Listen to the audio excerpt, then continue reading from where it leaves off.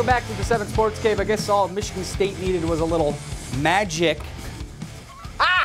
to get off the 3-game losing snide. Michigan, they got back on the winning track as well. These two teams, I think that we're in the dog days, as John Beilein told me. These are the dog days of the college basketball season. Look, let's start with Michigan State. Obviously, you don't want to drop games to a bubble team like Indiana and a not even close to competitive Illinois team. But they got things back working again against Minnesota yesterday. What's the key to their success moving forward?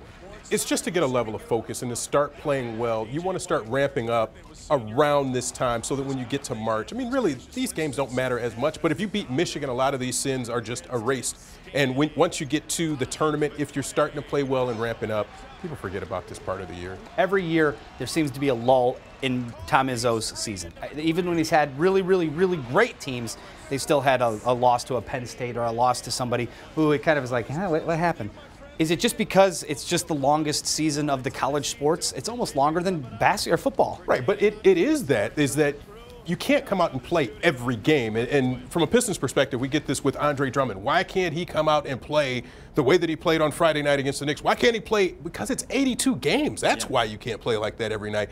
And at your job, you don't come and play at or perform at a peak level. Not you. Hey, wait. Not I was you. gonna say. Not you. But Joe, accountant, or Susie on the factory line, you don't perform at a peak level every day of your season or your year. So I don't think it's a fair expectation to say that Michigan State should come out like that every game. Conversely, Michigan's playing a better brand of basketball. Only 2 losses on the season. Both of them were road, upsets to teams that are pretty good, I would say, Wisconsin and Iowa.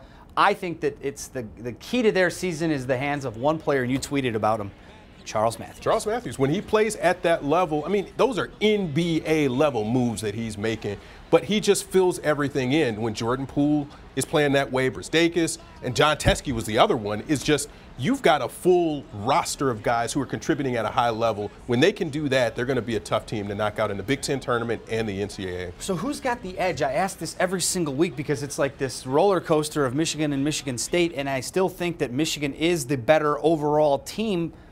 But then Michigan State goes out and has 27 assists on 31 made baskets, and it's like that's efficiency you can't find at any level of basketball. It's amazing what you can do when you're not turning it over 27 times. Yeah, but we won't find out until they play head-to-head, and even that might not mean a lot. They might play again in the Big Ten tournament, and they might play again in the NCAA tournament. So each one of these just culminates in something different. Both were in the top 16. Michigan was, I believe, 6th, and Michigan State was 8th, according to the NCAA bracketologists, if you will. Do either of these teams have a realistic shot at a #1 seed? At a #1 seed, probably not. I think there's a lot of, you're going to need some losses by your Tennessees, your Dukes, and Virginia just lost to Duke. So they'll climb up a little bit, but you're going to need a lot to help you out in that. And maybe in that head-to-head, if Michigan is able to beat Michigan State, maybe that's the boost that they need to get there. I think the Michigan State's on the outside looking in for a #1 seed. They'd have to probably run the table as far as at least beating Michigan both times, not slipping up again. That all can get started on Tuesday against Wisconsin at Wisconsin, which is always a tough place to play. Yeah. Michigan, though, I think has the inside track because if a Virginia does slip down, if a Gonzaga does slip out, Michigan's right there to grab that. If they can probably get a couple of big wins against Michigan State as well. The Big Ten tournament's going to be a toss-up this year. If you want to go to Chicago for that St. Patrick's Day weekend, I mean, it's kind of a win-win situation if you can get out there and one of your teams is still alive on the weekend. If not, it's a great party town, I've heard, during that time. Rod, as always, my friend, thank you so much for coming in. Follow him on Twitter, @DetNewsRodBeard. Do it. It's just, you just do it and get blocked or get muted by him. It's totally fine. Send him all the trade proposals as well. Thanks, man. I appreciate what you do. And thank you guys. We'll be coming up back with your tweets, though. Use the hashtag 7SportsCave. I'm going to make the shot today. I feel good. I feel good. All you. Oh! Oh, that was good.